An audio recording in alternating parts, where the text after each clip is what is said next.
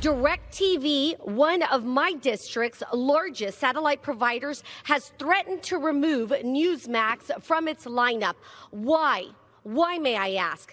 Newsmax simply asked to receive equal compensation for DirecTV carrying its channel through carriage fees.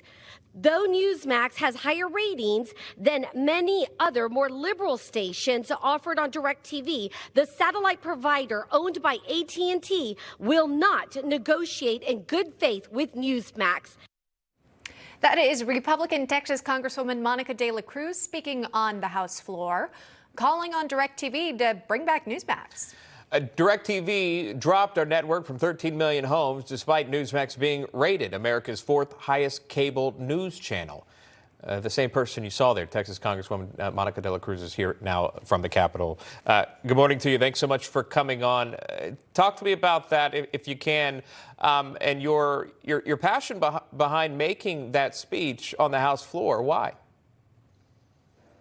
Well, look, DirecTV is one of our largest providers, and for them to cancel a conservative news outlet like Newsmax that makes impact and inroads into not only our community, but to the nation, informing people. Right now, Americans are only getting woke left media coverage that is given and spoon-fed to them. That's why the work of Congresswoman Mayra Flores, who we just heard from, is trying to give a voice to conservatives through Spanish language opportunities and Newsmax through their capabilities. It is important that conservatives like myself stand up for the freedom of speech and that people in America get both sides of the story. You are not alone. Other lawmakers are speaking out in defense of Newsmax. Here are just a handful.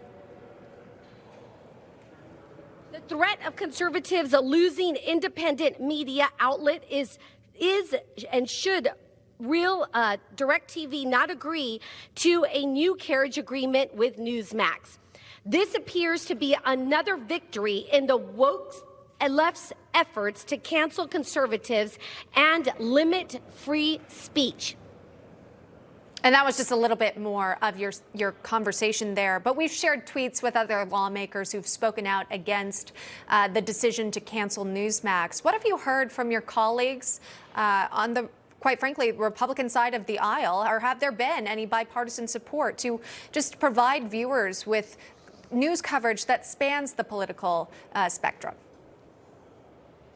Well, look, it's completely unacceptable what is happening. Myself, along with several congressmen and women, signed a letter to DirecTV saying that we see what you're doing in censoring a conservative message point through Newsmax. It's unacceptable. We're going to call them out on them, and we're going to ask them, why are they once again censoring a conservative voice? The woke left will not be tolerated through media, and there are conservatives like myself that are going to stand up for conservative television, conservative radio, so that our message gets heard alongside and against the woke left media's message. Do you see a long-term concern in regards to conservative voices having platforms? We broke it down, and I think you've seen it too, where there are some 22 left-leaning cable news networks that are still on.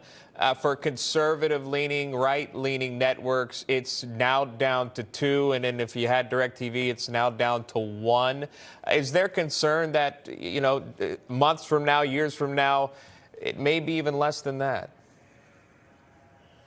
It is a very big concern, and that's why I signed on to this letter, because we've got to fight back. The left has an infrastructure set through the national media outlets that is putting their message out to everyday Americans. Conservatives like myself, congressmen like myself, must stand up and say this behavior will not be tolerated, and we're going to call them out. I'm thankful for Congresswoman Mayra Flores for being part of another conservative news outlet. It is important that we build an infrastructure to stand against the woke left's message. You know, it's Newsmax that's asking questions about some of the top stories of the day, asking why President Biden had classified documents within his possession. He's still not taking questions really from the media on that. I just wanted to ask you, Congresswoman, if you had thoughts on the possession of classified documents in the president's personal and private home. What should happen next, maybe from a congressional standpoint? Well, look, what we're seeing again is a double standard. We are seeing an elitist mentality with the Biden administration and the media that just secures him and supports him. This is a double standard, and American people are tired of it. If we put President Trump under the scrutiny that he has been under as the president, then Biden administration should also be under the same type of scrutiny. And we're just seeing it over and over again, the double standard that happens right here in Washington, D.C. And that's why I was elected, because I'm an outsider that doesn't want and will not put up with this nonsense.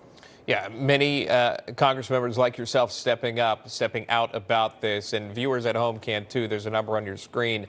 Texas Congressmember Monica de la Cruz joining us live from the Capitol. Thank you so much. Good to see you.